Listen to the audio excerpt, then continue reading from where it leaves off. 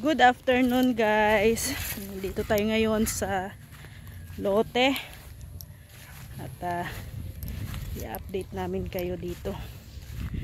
Kasi yung bubon daw po na ginawa ni Rex ay nahibas. Ang babaw lang kasi nun. Kaya nagdala kami ng pala. Tapos balde at tabo.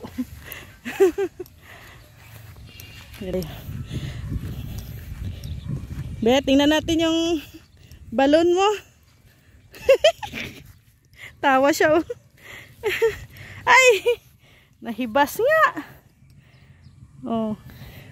Pero yung tubig niya, konti. kita mo yung marka. Yung sa ulan. Tubig sa ulan yan ah. Yung gano'n. Marka. Oh, tubig sa ulan. So yan ang natin ngayon trabaho dito. Tapos may gagawin din po kami dito. Bukas magpapa-deliver na po ako ng ano tawag nito? Hollow block at buhangin bakal. Good afternoon. Ayan, gagawa po kami ng muna dito. Tent ba yan matawag dyan? Basta pa silungan. Kasi tanghaling tapat. So dito kami sa lote. At ayan, po kami dito. Maghuhukay si Rex ng balon kasi palalayman niya. So habang mamaya maghuhukay, mamaya pa naman maghukay, maglalagay muna kami ng tambayan.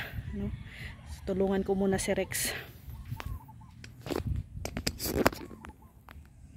Saan natin yan de? Double.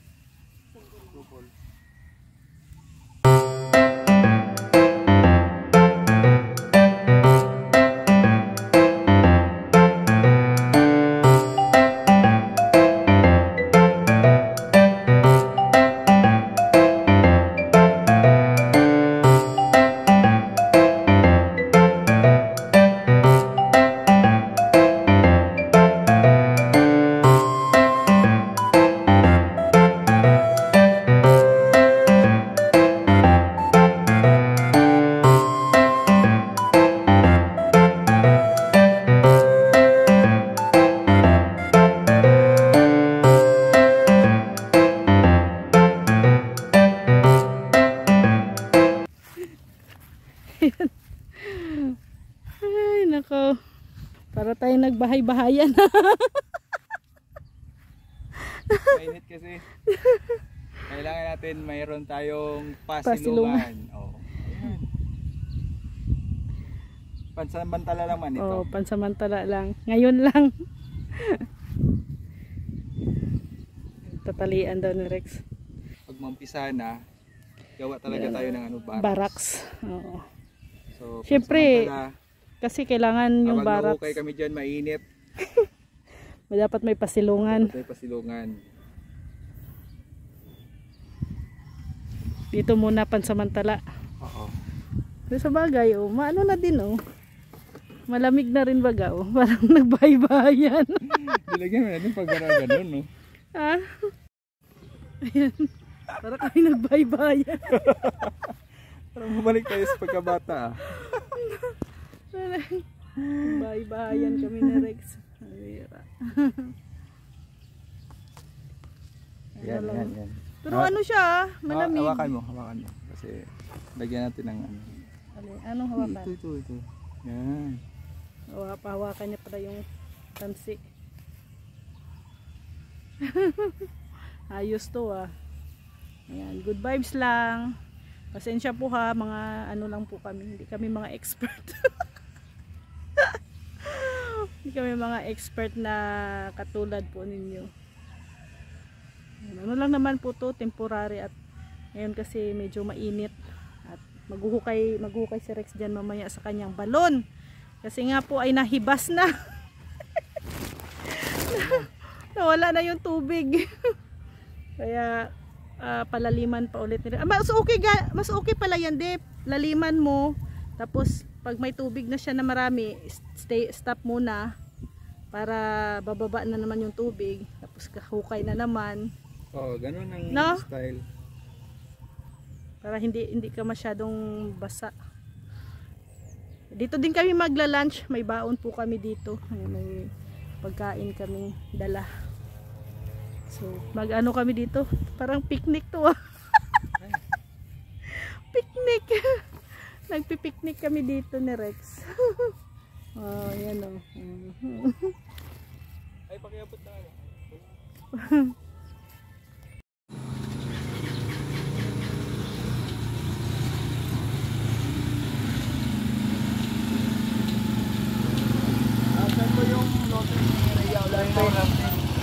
Doon sa loob, oh.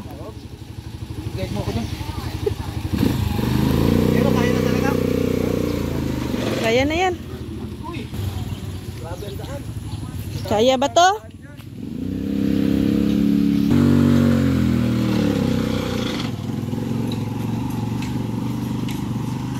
Morning guys.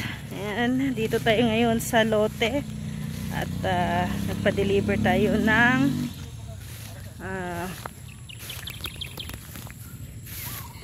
deliver tayo ng hollow blocks.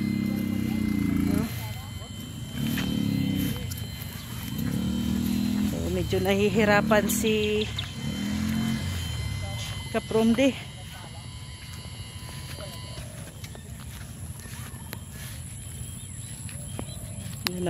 Nabalahaw na yung chariot.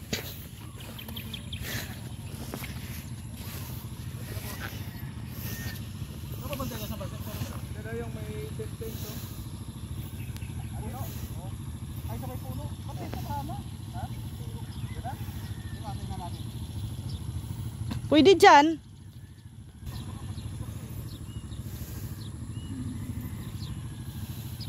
So ayan na guys, no. Ang problema ngayon ay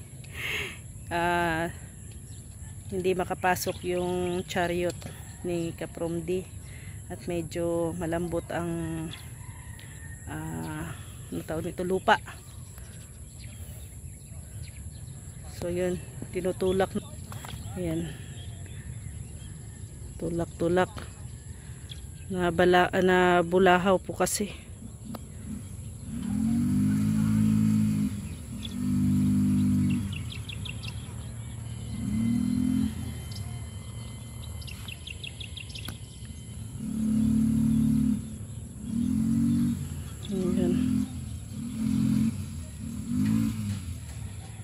Yan, paano yan? Ang diskarte na lang nito siguro, hahakutin na lang namin yung hollow block papunta dito.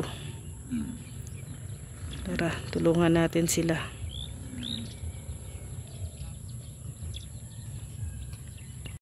Ayan, tulungan ko muna sila maghakot.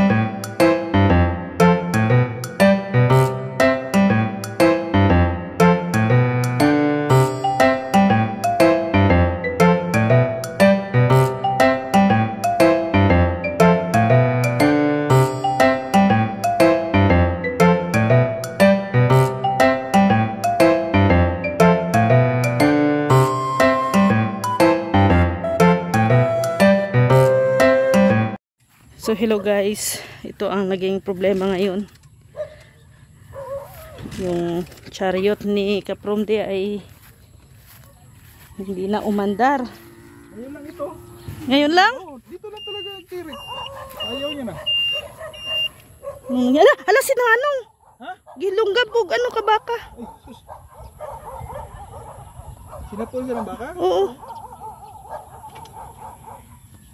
Kita mo talaga? Hindi ko na nakita ko. Pero tapang pala ng bakang yan, oh. Kawawa naman si Manong. Ayun! Umandar din sa wakas.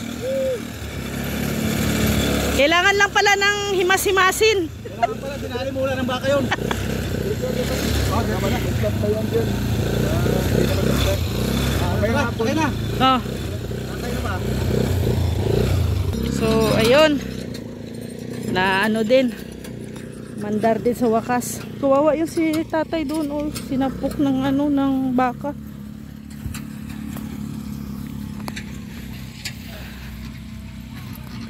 So, yan. Buti na lang umandar na yung chariot ni Kapromdi. Meron pa naman silang hahakutin na 150 pa na hollow blocks. So yan, maraming salamat po Ate Lolita Adante sa panimula pong hollow blocks. Thank you po. At syempre kay Ate Arginer, thank you din po. Nagbigay din po siya para sa pangyero. Wala pa akong marami pang kulang. Marami pang kulang dito, kaya collection lang muna ng mga materyales. So ito ang una, hollow blocks. So itong puno na to, pag nabakuran, hindi na magiging sa amin to. No? So iikot na kami nito. Kasi hindi man to hindi na to part sa aming lupa itong punong to. So yun, naglagay pa kami ng net dito. Nagbahay-bahayan kasi kami ni Rex dito kahapon ay. Yung ginawa namin dito kahapon. So yan, maraming salamat po sa blessings po Ate Lolita Adante at kay Ma'am Arginer at syempre kay Ate Ethel Boniti at saka sa marami pa pong magbibigay, si Ate Elma, si Ma'am Maria Auteda, si Ma'am Maria at saka si si Ate Bing, So maraming salamat po at saka si Sis Maris Valdez.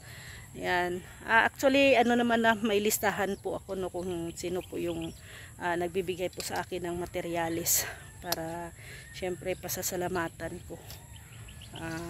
As of now, ayan, ito kay kay Ate Lolita Adante at kay Ate Arginer, ang materialis na to. So maraming salamat po. God bless po sa ating lahat. Bye-bye po. At ito na nga po yung ating magiging dito dream house sa ating dito or bahay dito sa Dait. So maraming salamat. God bless sa ating lahat. Bye-bye po.